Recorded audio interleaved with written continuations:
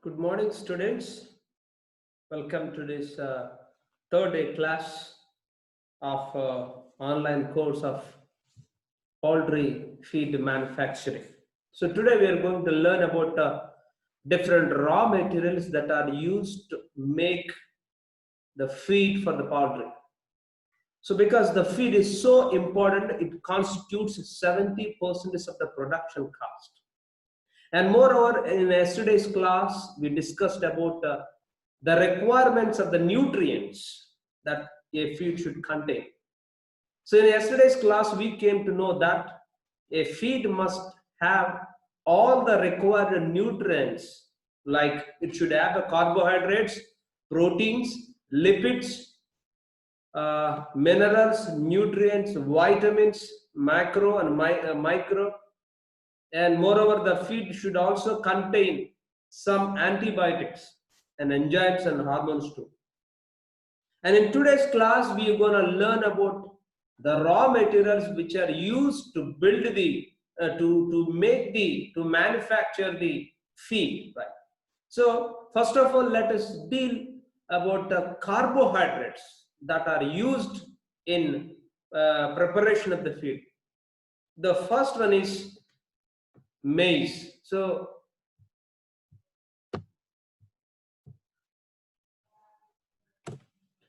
maize, in Telugu we call it as mokkazonna.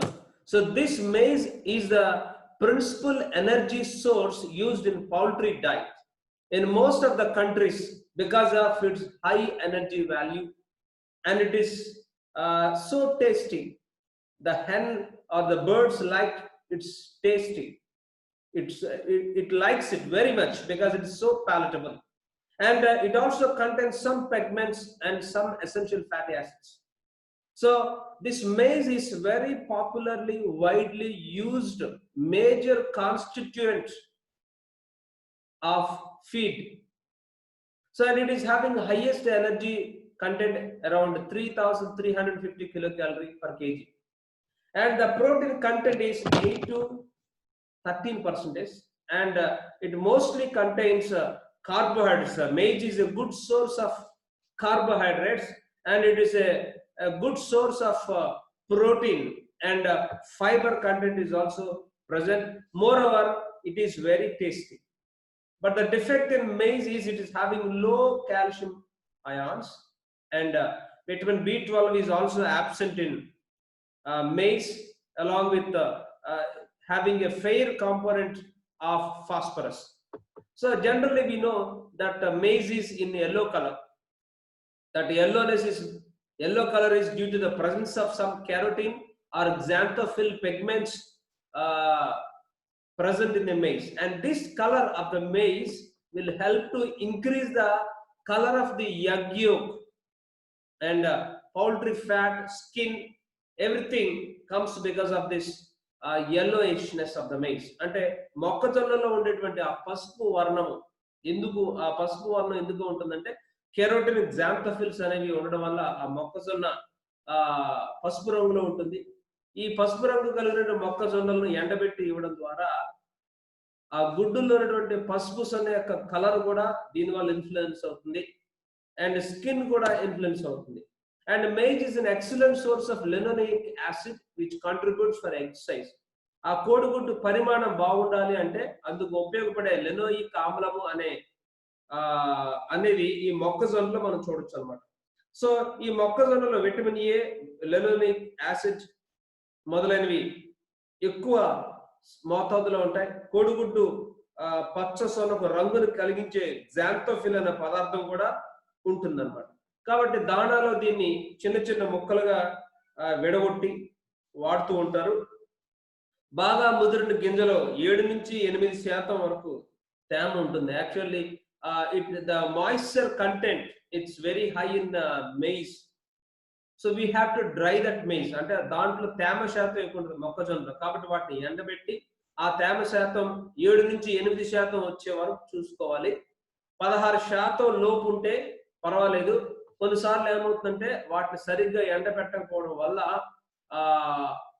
తేమ శాతం ఎక్కువగా ఉండడం వల్ల కొన్ని రకాల బ్యాక్టీరియాలు, ఫంగై దాంట్లో డెవలప్ అవడానికి చాయిస్ ఉంది. తద్వారా అది మేతను కూడా కలుషితం విషాహారంగా చేస్తుంది అనమాట. So the organic should be added to the maize while storing if the moisture content is grain is higher than 16%.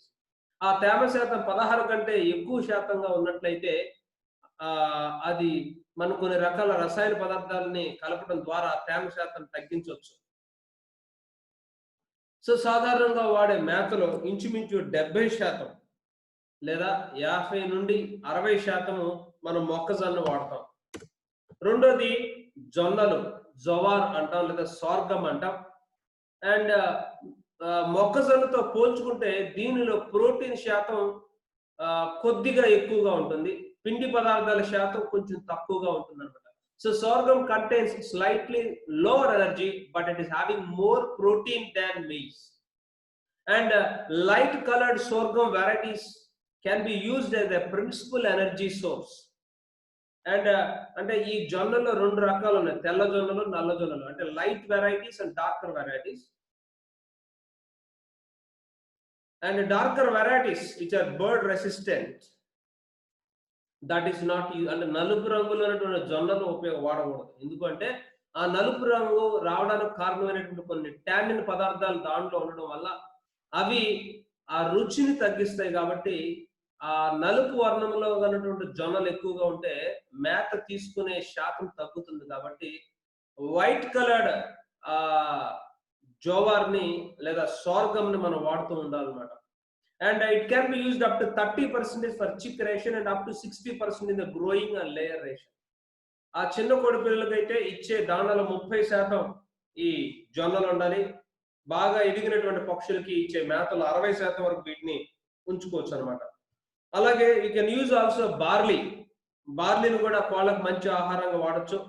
మొక్కజొన్న కంటే బార్లీలో ప్రోటీన్ ఇంకా ఎక్కువగా ఉంటుంది. అట్ ది సేమ్ టైం బార్లీలో calcium, phosphorus, iron, iodine, cobalt and vitamin A, vitamin D అనేవి ఉండవు. They are absent in barley.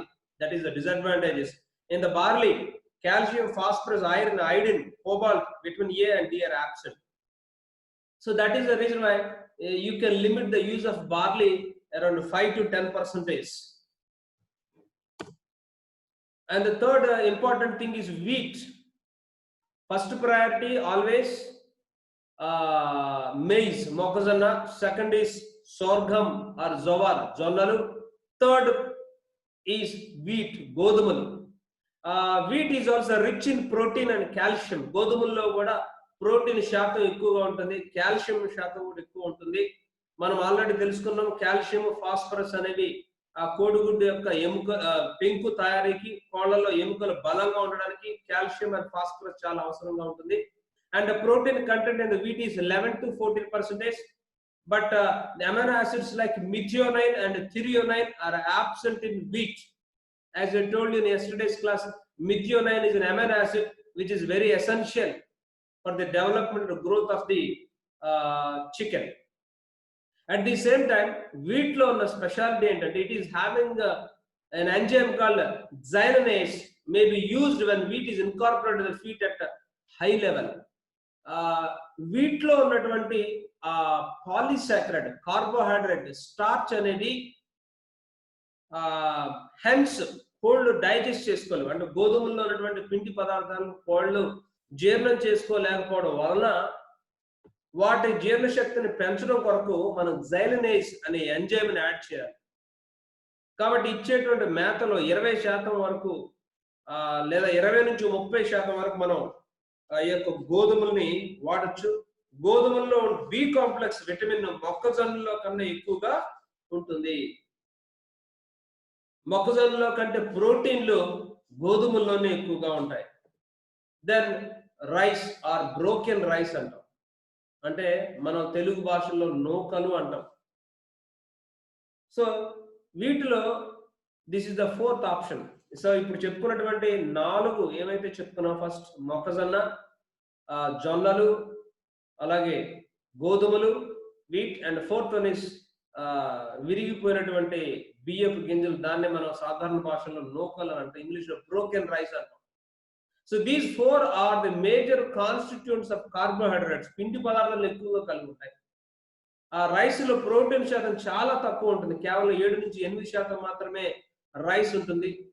మానవులు తినడానికి ఉపయోగపడినటువంటి ఆ రైస్ ఇక్కడ వాడతాం. సాధారణంగా మిల్లుల్లో రైస్ పట్టేటప్పుడు కొన్ని విరిగి ముక్కలు అయిపోతూ ఉంటాయి. అటువంటి వాటిని తక్కువ ఖర్చుతో కొని మనము వాడచ్చు. అయితే ఈ కోళ్ళకి ఇచ్చే మేతలో ఇది ఎక్కువ శాతం ఉండడం ఆమోదయోగ్యం కాదు. It is not acceptable to have more rice quantity in the feed. ఎక్కువ రైస్ మనము పౌల్ట్రీ ఫీడ్ గా ఇవ్వకూడదు అనమాట. ఎప్పుడన్నా ఆల్టర్నేటివ్ ఇవ్వచ్చు. ఎందుకంటే ఈ రైస్ అనేది ఫీడ్ లో ఎక్కువగా ఉంటే ఫ్యాట్ డిపాజిషన్ ఎక్కువ ఫార్మ్ అవుతుంది. ఫ్యాట్స్ ఎక్కువ త్వరగా ఫామ్ అవుతుంది కాబట్టి దానిలో ఉండే న్యూట్రియంట్ చాలా తక్కువ, ఆహారపు విలువ తక్కువగా ఉంటుంది రైస్ లో. కాబట్టి కోళ్ళకి అది ఇవ్వడం మంచిది కాదు.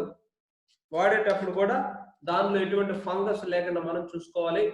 10 to 20% అంటే కోడి పిల్లలకైతే 10%, అలాగే పెద్ద కోళ్ళకైతే 20% వరకు వాటిని మనం ఇవ్వచ్చు. అలాగా 5వది బాజ్రా అంటాం, పెర్ల్ మిల్లెట్ అని అంటాం అన్నమాట. And this is to having also 8 to 12% of crude protein but rich in tannin content. It can be included up to 30% in chick and 60% in broiler. And the 6th one is ragi or finger millet and ragulu అని అంటాం. And it also contains high carbohydrate content and less protein content. Protein content తక్కువగా ఉంటుంది, fat content కూడా తక్కువ ఉంటుంది, carbohydrate content ఎక్కువ ఉంటుంది, అలాగే క్రూడ్ ఫైబర్ పీచు పదార్థం ఎక్కువగా ఉంటుంది. Another advantage of ragi is that it is having a high amount of calcium and phosphate when compared to maize, which are very useful for building of bones and egg shell అన్నమాట. Calcium లేదా phosphate ని అధిక మోతాదులో కలిగి ఉంటుంది. Fibre కూడా ఎక్కువగా ఉంటుంది. చూడండి, ఒక్కొక్క ఆహార పదార్థంలో కొన్ని ప్లస్సెస్ ఉంటాయి, కొన్ని మైనస్లు ఉంటాయి. మనం ఏం చేస్తున్నాం అంటే, మనం చెప్పుకున్న దాదాపు 40 రకాల ఇంగ్రీడియంట్స్ ఈ మేతలో ఉండాలి కాబట్టి మనం అన్నింటినీ మిక్స్ చేసి వాడాలి. కాబట్టి ఒక దాంట్లో ఉన్నది మరొక దాంట్లో ఉండకపోవచ్చు. అటువంటి సందర్భంలో అది కలిగినటువంటి పదార్థాన్ని తీసుకుని కూడా మనం ఇక్కడ వాడచ్చు. So this is very high crude fibre is having high tannin content, but the protein quality is very less in ragi. So it has some limitations and using as a diet. Okay, and the next one is very important. ఇప్పుడు దాకా చెప్పుకున్నాను carbohydrate protein, carbohydrates and అంటే చెప్పుకున్నాం కదా, ఇచ్చేటువంటి feed లో carbohydrates ఉండాలి, lipids ఉండాలి, ప్రోటీన్స్ ఉండాలి, విటమిన్స్ ఉండాలి, మినరల్స్ ఉండాలి. We should see that everything will cover in the feed.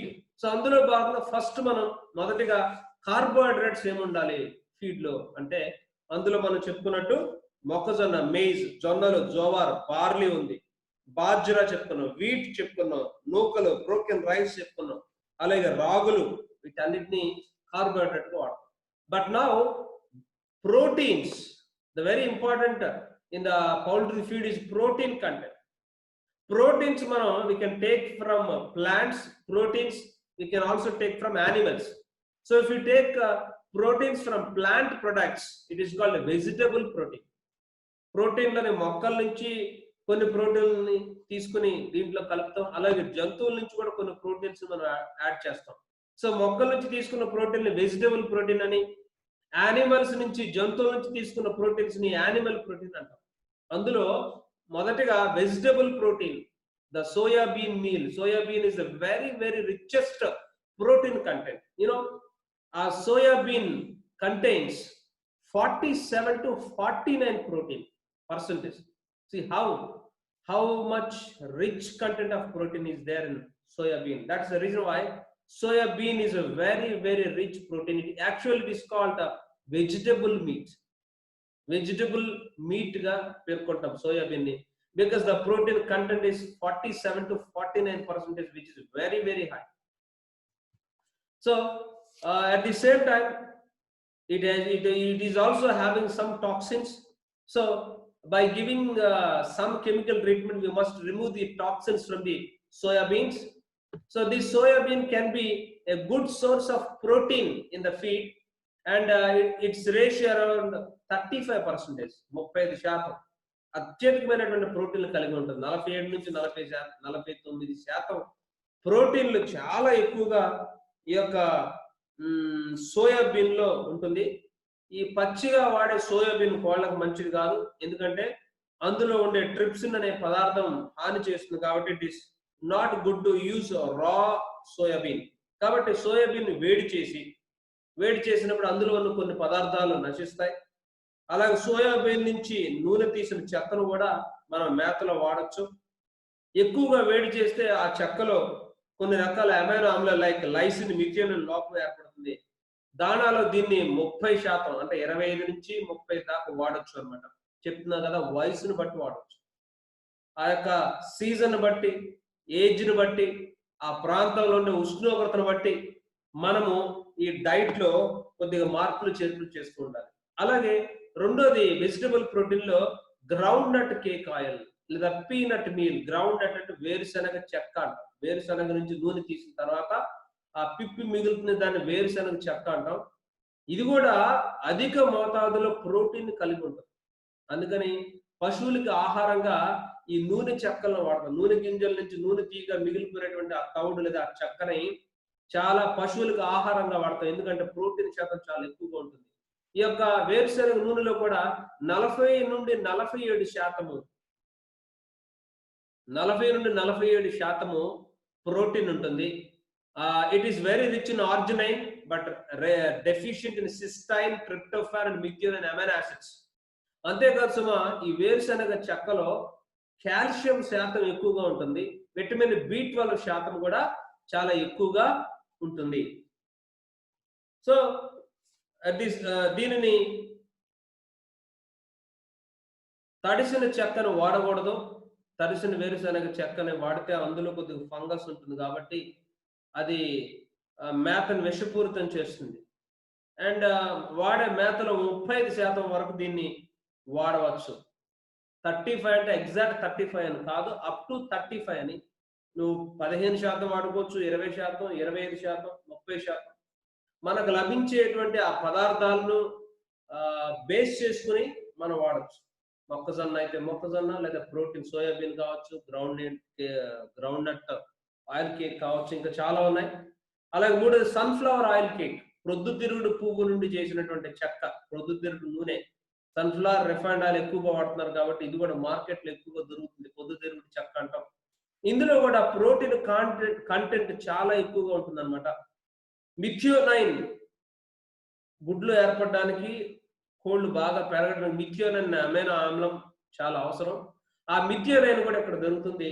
ఈ యొక్క సన్ఫ్లవర్ ఆయిల్ కేక్ లో కూడా ప్రోటీన్ కంటెంట్ ఇస్ 40%. చూడండి, మెయిజ్ వాటన్నిటిలో 8 to 10% ఉంది. రైస్ లో 7 to 8% ఉంది ప్రోటీన్ కంటెంట్. కానీ ఈ యొక్క నూనె గింజల్లో 40 to 50% ఉంది. And the sunflower seed meal or cake has a high content of polyunsaturated fatty acid. It can be used up to 10 to 20%. 10% in chicks and 20% in adults.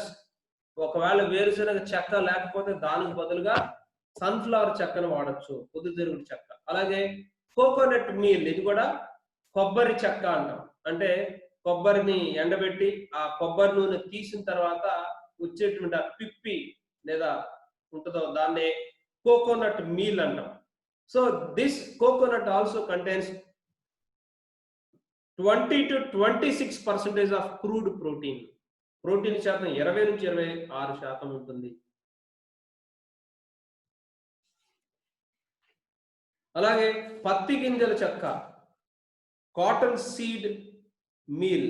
అయితే పత్తి గింజలు తీసి నూనె ఆడించినప్పుడు వచ్చేటువంటి చెక్కను కూడా వాడచ్చు, కానీ అన్నిటినీ వాడటం కూడా మంచిది కదా. ఎందుకంటే కొన్ని రకాల విత్తనాల్లో, కొన్ని రకాల చెక్కల్లో విషపూరితమైన పదార్థాలు కొద్దిగా ఉంటాయి.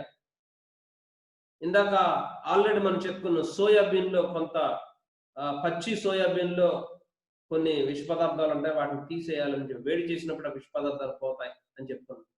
అలాగే పత్తి గింజల చెక్క, పత్తి గింజల్లో కూడా గ్యాసీ పర్పస్ విష పదార్థాలు ఉన్నాయన్నమాట. సో వీటి వలన గుడ్ల యొక్క నిల్వ ఉంచిన గుడ్లలో పచ్చసొన రంగు మారుతుంది, తెల్లసొన రంగు కూడా పింక్ రంగులోకి మారుతుంది అనమాట. ఇది పత్తి గింజలు కనుక వాడితే. అయితే దాన్ని వాడచ్చు, కానీ చాలా తక్కువ మోతాదులో వాడాలి, 10% మాత్రం వాటిని వాడచ్చు. అలాగే అవిసెలు చాలా చాలా ఇంపార్టెంట్. అవిసెలు లిన్సీడ్ మీల్ అంటాం. So linseed is very rich protein source with low methionine and low lysine content and also rich in phosphorus. చూడండి, ఫాస్ఫరస్ అధిక శాతం కలిగి ఉంటుంది. ఒక మోస్తారుగా కాల్షియం కలిగి ఉంటుంది. మనం ఆల్రెడీ చెప్పుకున్నాం, ఎముకలు బలపడాలన్నా, గుడ్లు పెంచి ఏర్పడాలన్నా కాల్షియం ఫాస్ఫేట్ బాగుండాలని. ఇక్కడ ఫాస్ఫరస్ లో ఇది బాగుంది కాబట్టి దీన్ని వాడుకోవచ్చు. అంతేకాదు సుమా, ఈ యొక్క అవిసెలలో vitamins like riboflavin, nicotinamide, pantothenic acid, choline, these are all vitamin B complex. So this is very rich in vitamin B complex. and it is linseed oil meal refers to solvent extracted residue with 2 grades.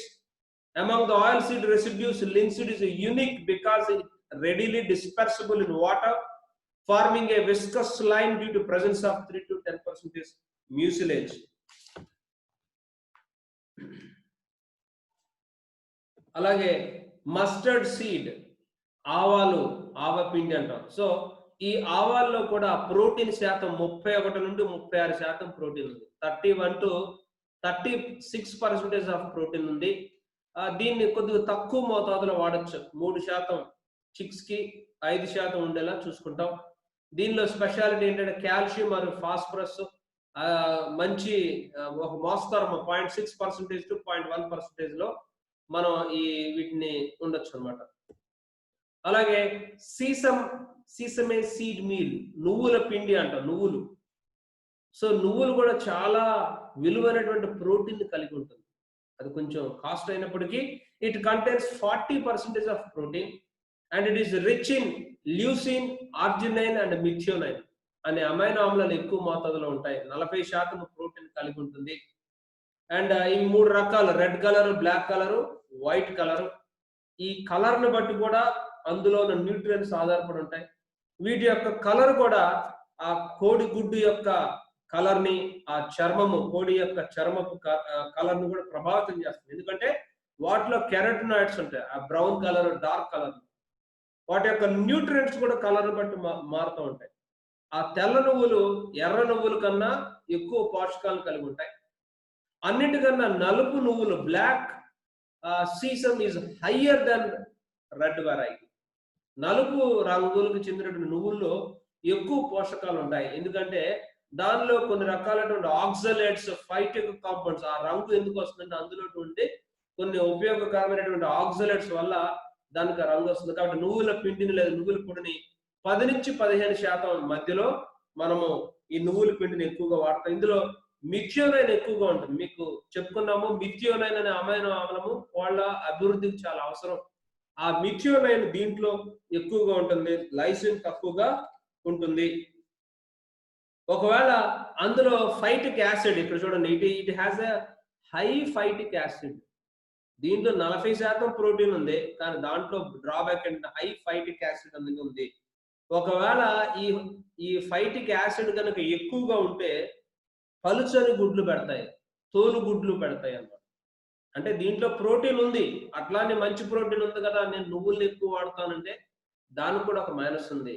ఎందుకంటే especially నలుపు నువ్వుల్లో అధిక శక్తి ఉన్నప్పటికీ ఆ నలుపు నువ్వుల్లో ఉండే ఈ phytic acid, oxalates వాటి వల్ల ఏమవుతుంది, కొన్నిసార్లు పెట్టే గుడ్లు పలుచగా ఉండాలి, ఎక్కువ అవ్వకూడదు. వాడచ్చు, బట్ దాన్ని ఎక్కువగా వాడకూడదు అనమాట. Should not use not more than 10 to 15, 10% కన్నా ఎక్కువ నువ్వులు అనేది వాడకూడదు. నువ్వుల పిండిని, వేరుశనగ పిండిని, గ్రౌండ్ నట్ మీల్ ని కలిపి వాడచ్చు అనమాట. 10% వరకు వాడచ్చు. ఇప్పుడు నాకు చెప్పుకున్న ప్లాంట్ ప్రోటీన్స్, మీకు తెలుసు ప్రోటీన్ అనేది ఈ బర్డ్ కి చాలా అవసరం, ఎక్కువ అవ్వాలి. ఎందుకంటే మీట్ ప్రొడక్షన్ కానీ egg production is made, it requires meat. It requires protein. So ఇప్పుడు దాకా మనం ప్లాంట్ ప్రోటీన్స్ చెప్పుకున్నాం. Now we are dealing about animal proteins, జంతు సంబంధ ప్రోటీన్లు. అందులో మొట్టమొదటిది fish meal. Fish is an excellent source of protein containing adequate concentration of amino acids like lysine, methionine and threonine. So fish meal అంటే చేప పొడి. చేప పొడిని ఎలా తయారు చేస్తాం అంటే చేపల నుంచి వ్యర్థమైన వ్యర్థాలు, చేపల వ్యర్థాలు అంటే ఫిష్ ని కట్ చేసేటప్పుడు దాని యొక్క తల భాగము, పొలుసులు, ఆ తోక, ఆ స్కిన్, లేకపోతే లోపల ఉన్నటువంటి బోన్, ఇవన్నీ లోపల ఉన్నటువంటి ఆలిమెంటరీ కెనాల్, చేపని మనం క్లీన్ చేసేటప్పుడు లోపల ఉన్న పొట్ట భాగం అంతా తీసేస్తాం. వీటన్నిటిని డ్రై చేసి ఆ బోన్స్ ను కూడా డ్రై చేసి పౌడర్ చేస్తే దాన్ని మనం ఫిష్ మీల్ అంటాం అనమాట.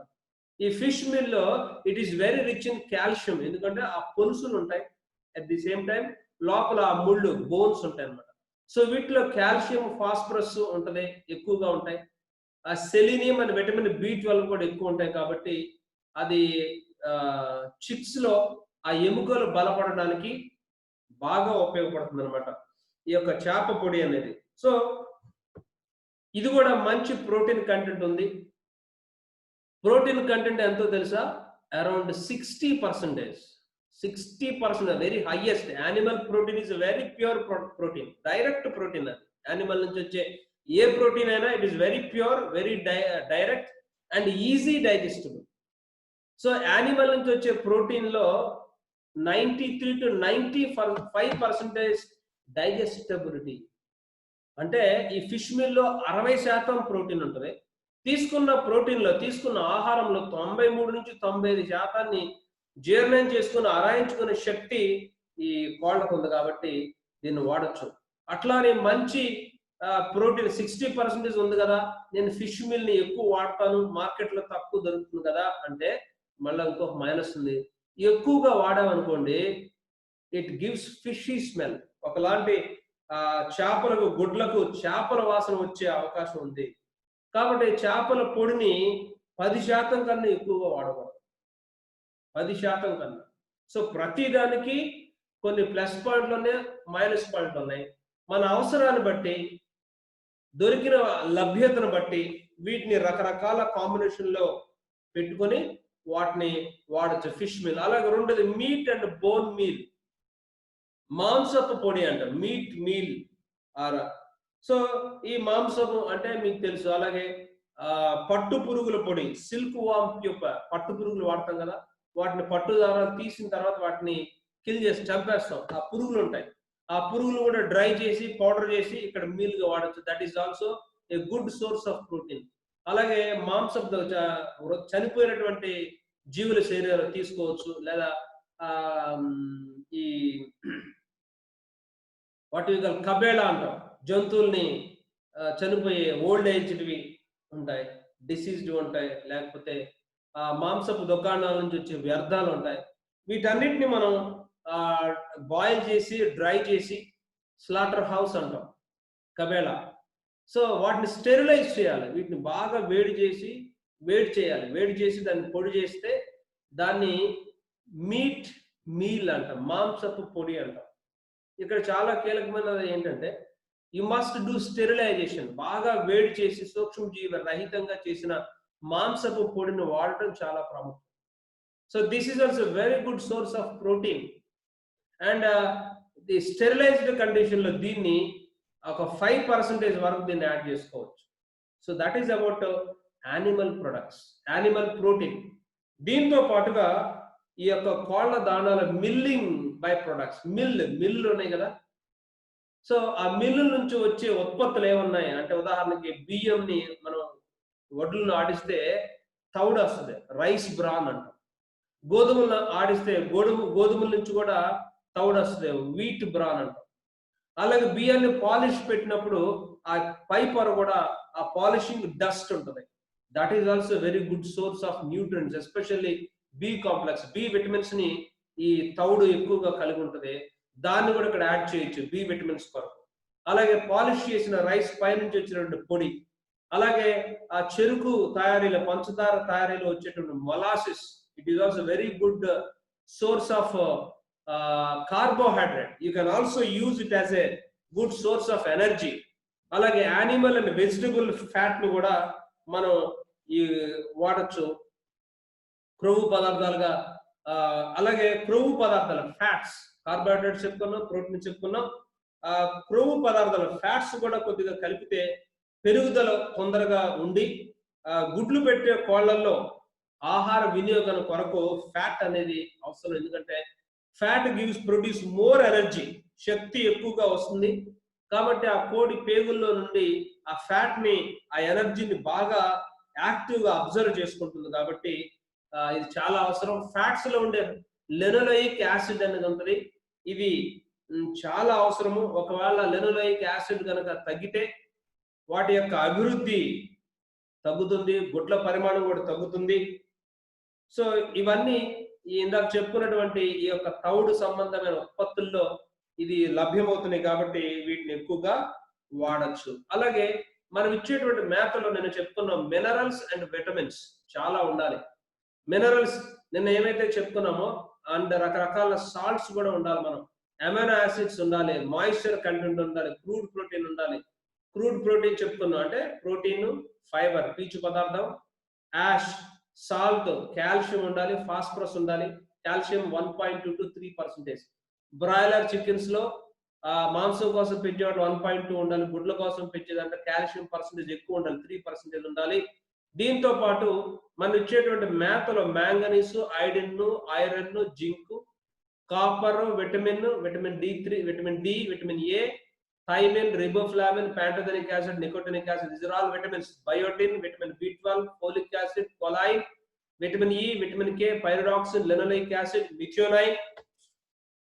సో వీటన్నిటిని ఈ యొక్క విటమిన్లను అలాగే కొన్ని రకాల అమైనో ఆమ్లాలను, మినరల్స్ ను మనం ఇక్కడ వాడుతూ ఉండొచ్చు. ఇక్కడ చూడండి, మాయిశ్చర్ కంటెంట్ మాక్సిమం 11% కన్నా ఎక్కువ ఉండకూడదు.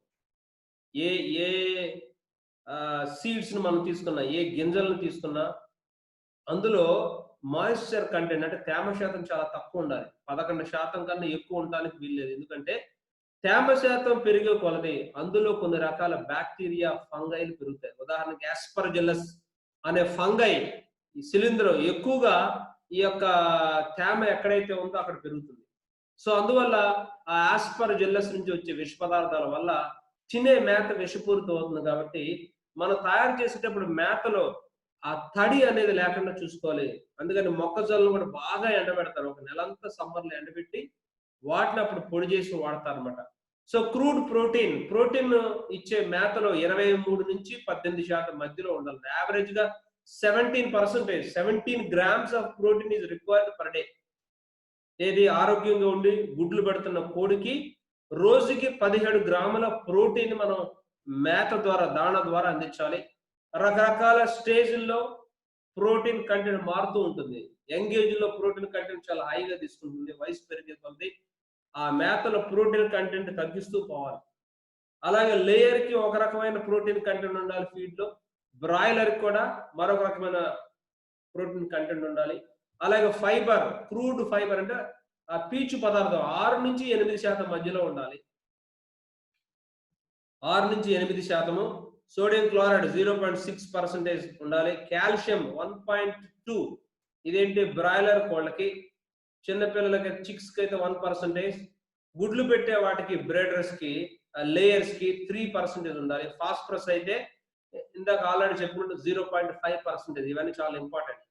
అలాగే అమైనో యాసిడ్స్ రేషియోస్ ఇక్కడ ఇచ్చారు. ఎంత ఉంది, ఏ అమైనో ఆమ్లం ఎంత ఉండాలి, 0.5%. Methionine is important. అలాగే మెటబాలిక్ ఎనర్జీ 2800 కిలో క్యాలరీల నుంచి 2900 కిలో క్యాలరీలు లేదా 2600 కిలో క్యాలరీలు. ఇదేమో బ్రాయిలర్, ఇది లేయర్. సో ఒక రోజుకి ఇచ్చే దాణాలో 2800 కిలో క్యాలరీల శక్తి ఉండాలి బ్రాయిలర్కి అయితే. మ్యాంగనీస్ 90 milligrams per kg ఉండాలి. ఐరన్ 1 milligram, ఐరన్ 120, జింక్ ఇవన్నీ మిల్లీగ్రామ్స్ లో చెప్తున్నా. Copper 12%, vitamin 6000 international units. These are all vitamins ratio. అలాగే vitamin E, vitamin K, pyridoxine, so ఎవరైతే ఈ యొక్క ఫీడ్ తయారు చేస్తున్నారో వాళ్ళకి ఈ డేటా చాలా ఇంపార్టెంట్. ఈ ఈ ఈ పాళ్ళల్లో ఉండేలాగా మనం తీసుకుంటే ఒక మంచి ఫీడ్ తయారు చేసి these are all the raw materials. అంటే ఆ ఫీడ్‌ని తయారు చేయబోయే ముందు వీటన్నిటిని మనము తెచ్చుకోవాలి, సంపార్జించుకోవాలి. దేంట్లో ఏముందో తెలుసుకోవాలి. ఆ విధంగా తెలుసుకున్నట్లయితే మంచి ఆహ్, ఫీడ్‌ని మనం తయారు చేయొచ్చు. And thank you so much for listening patiently. Right now, if you have any doubts, you can ask me. You can type in the comment section. ఈ కామెంట్ సెక్షన్ లో టైప్ చేయవలసిందిగా కోరుచున్నాను.